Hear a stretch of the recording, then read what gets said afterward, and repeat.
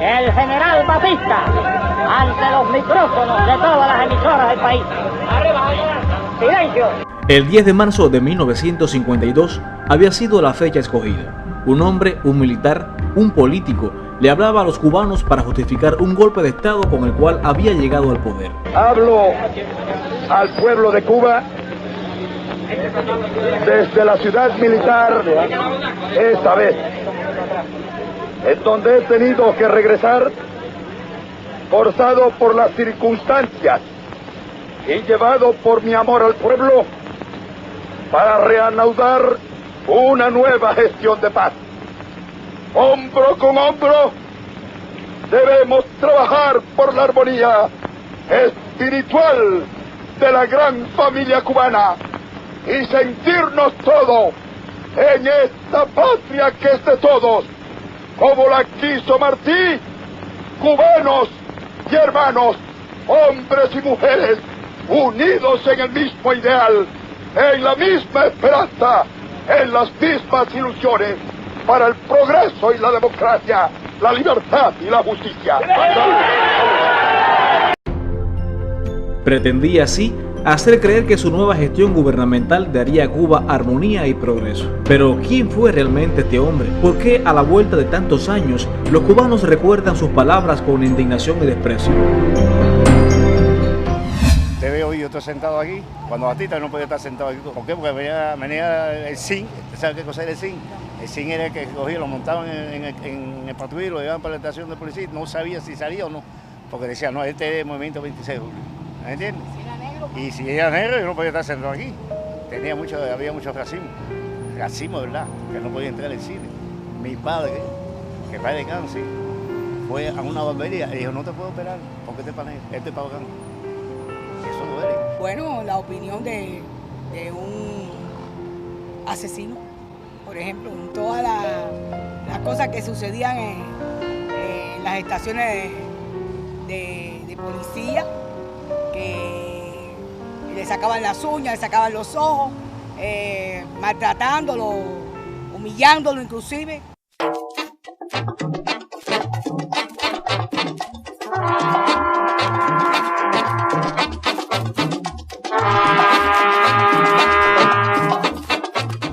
En el año 51 ya empieza a conspirar con vistas al golpe de Estado. Ya él se está promoviendo su candidatura para la presidencia, pero todas las encuestas daban como posible ganador al candidato del Partido Ortodoxo, Roberto Agramonte, y después ya cuando se armó la sextuple alianza en torno al gobierno, pues la sextuple alianza también va ganando fuerza, pero el que evidentemente está en la peor posición es Fulgencio Batista. No tiene posibilidades reales de ganar las elecciones. Y esa es la circunstancia en la que se va a mover en el 51 y principios del 52 hasta que se da el golpe de Estado el 10 de marzo.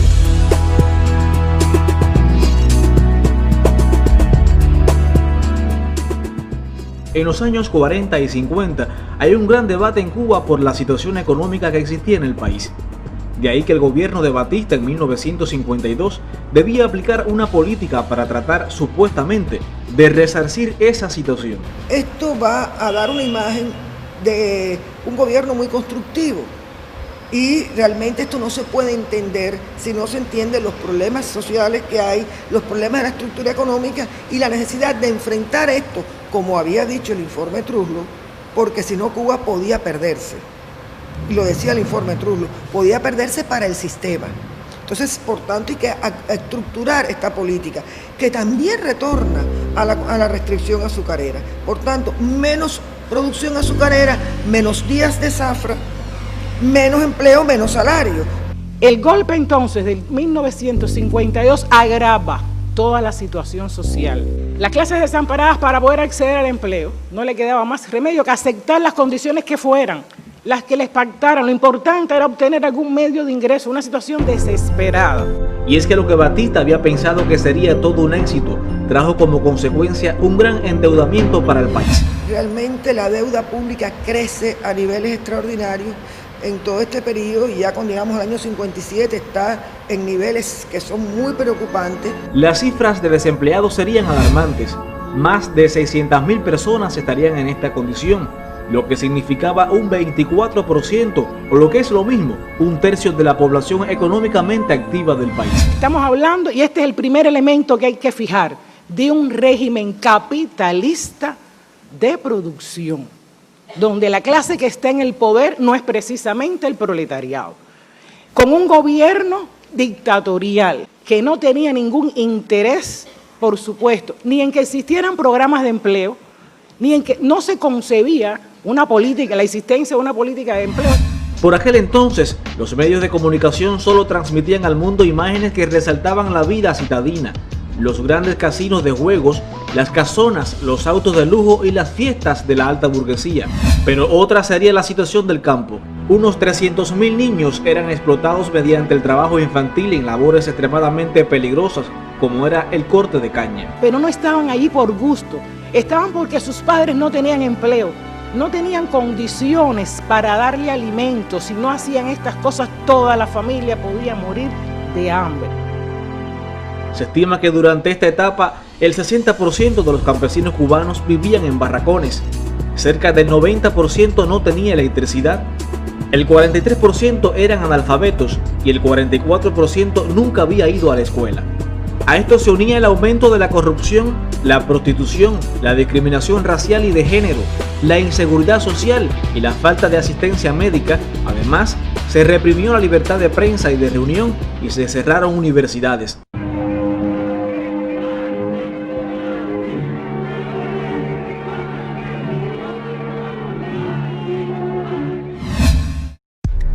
El propio presidente Kennedy reconocía entonces que Estados Unidos era el responsable de la dictadura de Batista y de los atrasos económicos y sociales de Cuba.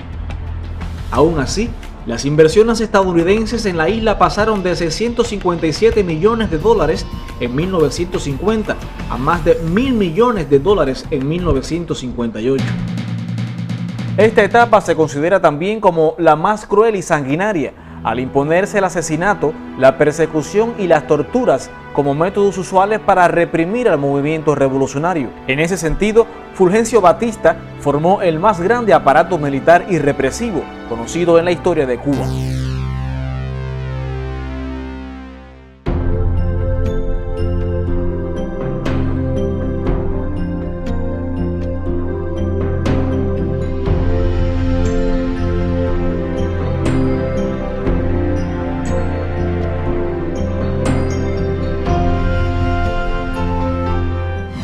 Bajo la tutela y orientación de Batista, se ordenaba asesinar a varios revolucionarios, prisioneros o sospechosos por cada soldado caído en una acción armada.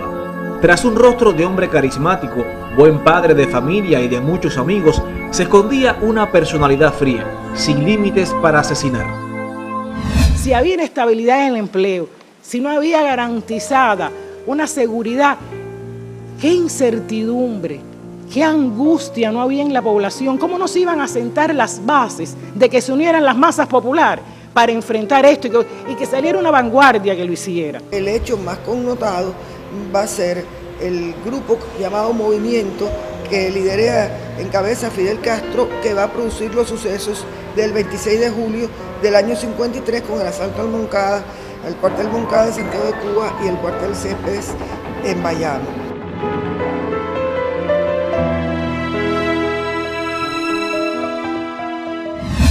A pesar del apoyo político, económico y militar brindado por Estados Unidos a Batista, los 20.000 soldados con que contaba y la superioridad material no pudo vencer a una guerrilla de 300 hombres armados durante la ofensiva final del verano de 1958, impulsada por Fidel Castro.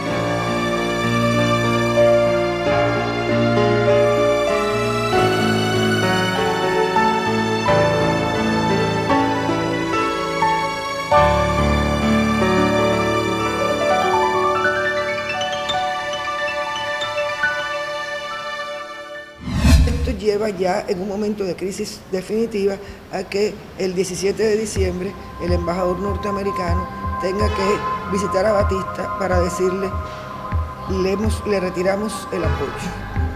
Y cuando Batista pregunta, al ver que ya es definitivo, ¿puedo irme para Daytona Beach?, le dicen ya no. No obstante, Batista y su camarilla logran escapar de Cuba con varios millones de pesos provenientes del Tesoro del Estado. Se calcula su fortuna personal en el año 58 en 300 millones, además de las múltiples propiedades de bienes inmuebles que tiene en todo este periodo. Concluía así esta etapa de dictadura sangrienta y dolorosa para el pueblo cubano, alejada de la democracia, la paz, la justicia, la armonía y el progreso, enarbolados en aquel discurso de marzo de 1952. Con casas de apartamentos y echar al pueblo a sufrir y seguir de modo cruel contra el pueblo conspirando para seguirlo explotando, y en eso llegó Fidel. Y se acabó la diversión, llegó el comandante y mandó a parar. Y se acabó la diversión, llegó el comandante y mandó a parar.